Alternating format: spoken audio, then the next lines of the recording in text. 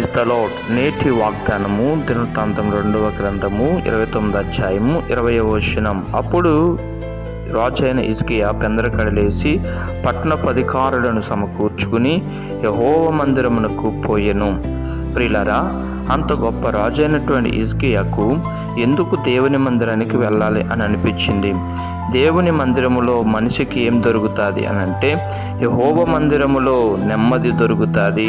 రాజు అయినటువంటి దావీదు గారు కూడా కీర్తనలు 122వ కీర్తనలో కూడా దేవుని మందిరానికి వెళ్దామన్నప్పుడు జనులు నాతో అన్నప్పుడు నేను సంతోషించి తిని, అంటే దేవుని మందిరములో పరిచయం ఉంటుంది, దేవుని మందిరములో పరిచర్య ఉంటుంది, దేవుని మందిరములో వర్షిప్ ఉంటుంది, దేవుని మందిరములో ఆనందపు సంతోషం ఉంటుంది. ఇటు ఆనందపు సంతోషాన్ని దేవుని మందిరానికి వెళ్ళక పోగొట్టుకుంటున్నామేమో.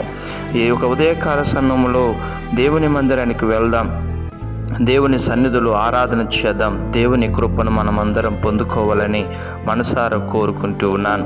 దేవుడి మాటలన్నింటిని మన జీవితంలో ఫలింపచేసి మీ అందరి జీవితంలో ఆనందపు సంతోషాన్ని, సమాధానాన్ని, నెమ్మదిని ప్రభు కలగజేసును గాక. ఆమెన్. ఈ వాగ్దానం అందరి జీవితం నెరవేరును గాక.